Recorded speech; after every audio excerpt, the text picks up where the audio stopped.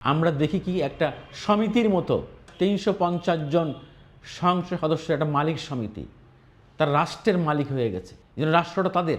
এই মালিক সমিতি আমরা দেখতে চাই না।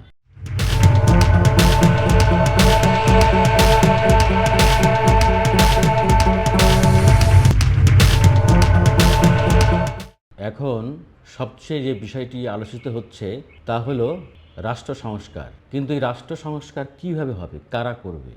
অনেকেই মনে করেন যে এই সংস্কার প্রস্তাবগুলো আসতে হবে রাজনৈতিক দলগুলোর কাছ থেকে, কেননা দিন শেষে রাজনীতিবিদরাই দেশ পরিচালনা করবেন এবং সেই প্রস্তাবগুলো আসতে হবে সুনির্দিষ্টভাবে। অন্তর্বর্তীকালীন সরকারের উপদেষ্টারাও সংস্কার নিয়ে কথা বলছেন। কিভাবে রাষ্ট্রকে সংস্কার করা যায়, সেই সংস্কার করতে এই সরকারকে কতদিন থাকতে হবে তা নিয়েও আলোচনা তারা করছেন বিভিন্ন মহলের সাথে। তা আমরা এখন মোটা দাগে সংস্কারের মধ্যে আমরা দেখছি যে সংবিধান সংশোধন বা পুনর্লিখন এবং বিভিন্ন সাংবিধানিক প্রতিষ্ঠান ঢেলে সাজানো। তো এই ধরনের সরকার যখন ক্ষমতায় আসে, অর্থাৎ এই রকম জনবিদ্রোহের মধ্য দিয়ে, একটা বিপ্লবের মধ্য দিয়ে যখন একটি বিপ্লবী সরকার প্রতিষ্ঠিত হয়, সেই সরকার স্টেবল হতে, স্থিতিশীল হতে একটু সময় লাগে।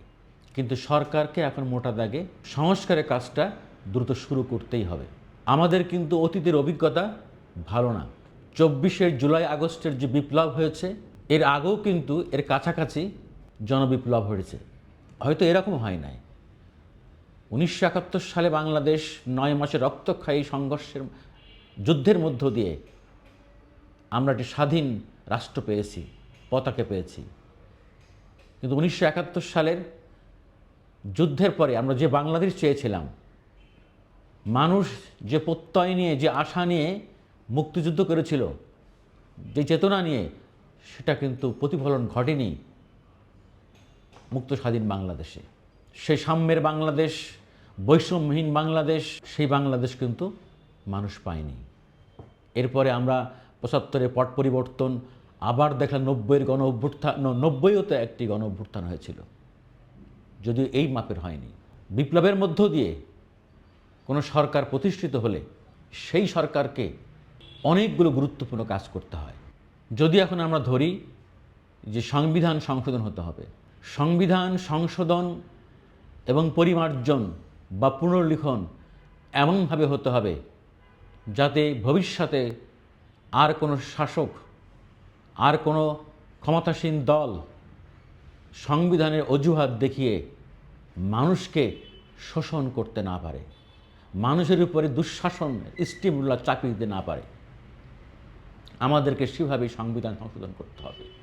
আর এখন তো আওয়ামী ফ্যাসিবাদ মুক্ত হয়েছে, যে ফ্যাসিজম থেকে আমরা মুক্ত হয়েছি, যাতে এই বাংলাদেশ ভবিষ্যতে আর কোনো দিন এরকম ফ্যাসিবাদের জন্ম না হয়, সেভাবেই আমাদেরকে রাষ্ট্র সংস্কারের দিকে নজর দিতে হবে। প্রতিটি নির্বাচনের সময়, নির্বাচনের আগে আমাদের শাসকরা, আমাদের রাজনৈতিক দলগুলো এমন সব প্রতিশ্রুতি সামনে নিয়ে আসে মানুষকে ধোঁকা দেওয়ার জন্য।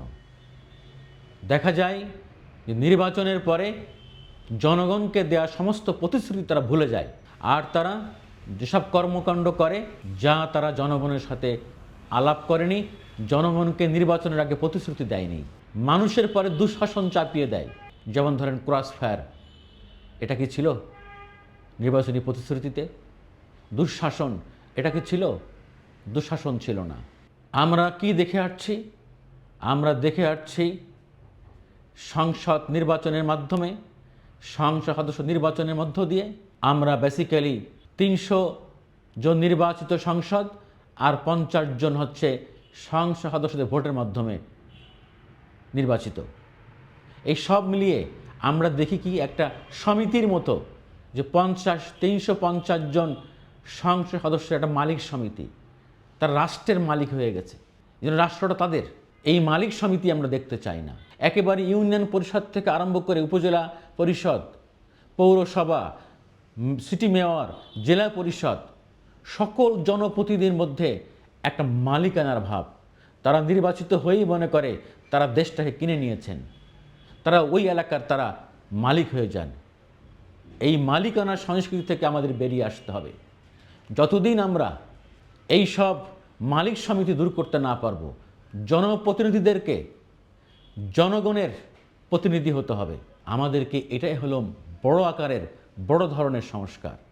আর একটা বড় ধরনের সংস্কৃতি চালু হয়েছে আমাদের সমাজে, পরিবারতন্ত্র। রাজনীতির নামে পরিবারতন্ত্র। বাংলাদেশের প্রত্যেকটা এলাকায় এক একটা শক্তিশালী প্রভাবশালী পরিবার গড়ে উঠেছে, যাদের বাইরে কারোর এমপি হওয়ার সুযোগ নেই, ইউপি চেয়ারম্যান হওয়ার সুযোগ নেই, উপজেলা চেয়ারম্যান হওয়ার সুযোগ নেই। একটা পরিবার, একটা গোষ্ঠী, তারা এই সমস্ত জনপ্রতিনিধি বছরের পর বছর তারাই হচ্ছে ঘুরে ফিরে।